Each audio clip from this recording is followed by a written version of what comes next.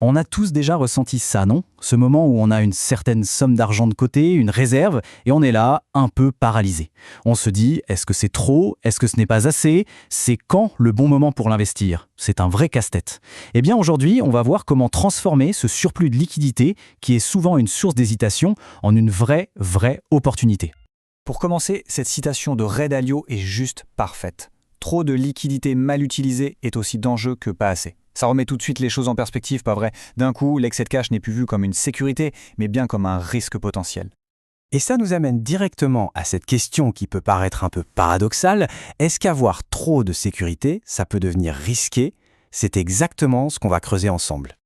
Allez, on attaque la première partie, on va plonger dans le vif du sujet et découvrir pourquoi cette grosse pile de cash bien rassurante peut en fait être une faiblesse bien déguisée.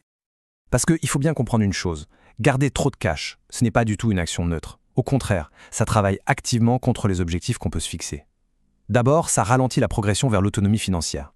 Ensuite, ça dilue les rendements sur le long terme. Et peut-être le pire, c'est que ça peut nous enfermer dans un cycle d'indécision. Et là, on ne fait plus rien. D'accord, mais alors, ça veut dire quoi concrètement trop? C'est le moment de passer de ce sentiment un peu flou à un chiffre bien concret sur lequel on peut agir. La question qu'on doit se poser est donc très simple. À partir de quel seuil une réserve, qui est à la base stratégique, cesse d'être un atout pour devenir carrément contre-productive? Et la réponse, le chiffre clé à retenir, le voici. 50%. Alors, ce fameux 50%, ça correspond à ce qu'on appelle le ratio de réserve. Et attention, ce n'est pas un chiffre sorti du chapeau, c'est vraiment une balise, une sorte de règle d'or que pas mal d'investisseurs aguerris utilisent pour trouver le juste équilibre entre la sécurité et la croissance. Le calcul, vous allez voir, il est super simple. On prend le montant de sa réserve de cash et on le divise par le montant total qu'on a déjà investi. Voilà. Avec cette petite formule, n'importe qui peut calculer son ratio en littéralement quelques secondes. Bon. Maintenant qu'on a identifié le problème et qu'on a notre seuil de 50%, voyons la première solution. C'est une approche simple, systématique, pour mettre cet excédent au travail, le DCA boosté. La méthode est d'une simplicité désarmante. Première étape, on calcule son pourcentage d'excédent. On prend son ratio de réserve actuel et on enlève les 50% de référence. Deuxième étape, le chiffre qu'on obtient, c'est tout simplement le pourcentage d'augmentation qu'on va appliquer à son investissement mensuel programmé, son DCA. C'est tout. Pour que tout soit bien clair, rien ne vaut un bon exemple concret, allons-y. Alors, imaginons la situation suivante. Disons qu'on a un DCA mensuel de base de 200 €. Notre ratio de réserve actuel est de 80%. On est donc bien au-dessus de notre seuil de 50%. Le calcul est simple. 80% moins 50%, ça nous donne une augmentation de 30%.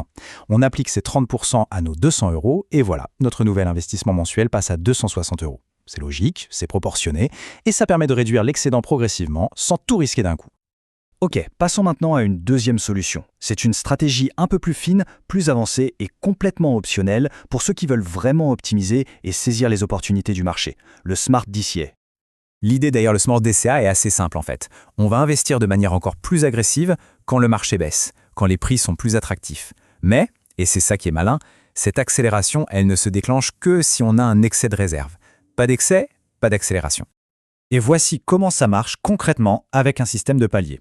Normalement, quand le prix est sous sa tendance, le facteur d'investissement est de 3. C'est le standard. Mais si on a un excès de réserve, ce facteur va grimper. Regardez, entre 60 et 80% de ratio, on passe à un facteur 5. Entre 80 et 100%, on monte au facteur 7. Et si on est au-delà de 100%, on passe carrément à un facteur 10. C'est comme mettre le turbo uniquement quand la piste est dégagée et qu'on a le carburant pour. Alors, qu'est-ce que ça donne si on applique cette méthode avancée à notre exemple de tout à l'heure? On va voir comment ça change les chiffres. Ok, alors on repart de nos données. Ratio de réserve, 80%. On se situe donc dans la tranche du facteur 7. Maintenant, imaginons que le marché soit en baisse. Disons que l'actif est 10% en dessous de sa moyenne. Le calcul est le suivant. On prend ces 10% de baisse et on les multiplie par notre facteur 7. Ça nous donne 70% d'augmentation. Mais attention, le point super important, c'est que ce bonus vient s'ajouter à notre DCA boosté, celui à 260 €. L'investissement final pour ce mois-ci bondit donc à 442 €. Là, on ne parle plus d'une petite accélération, c'est un vrai coup de boost. Pour finir, au-delà des formules et des calculs, le plus important, c'est vraiment le changement de perspective sur le rôle du cash. Parce qu'en fin de compte, la stratégie la plus puissante, elle commence toujours par un déclic, un changement dans notre manière de voir les choses. Et voilà, la métaphore clé, celle qu'il faut retenir. Votre excès de réserve est un feu vert déguisé. Il vous dit d'accélérer. Ce n'est plus un problème, ce n'est plus une source d'angoisse, c'est un signal pour avancer et même pour avancer plus vite. Après tout, l'argent, ce n'est qu'un outil. Et avoir trop d'argent qui dort, c'est un peu comme avoir une caisse à outils remplie d'outils magnifiques qui prennent la poussière. C'est du temps perdu et surtout des opportunités manquées. Le cash doit être un outil actif. Et je vous laisse avec cette dernière question pour la réflexion.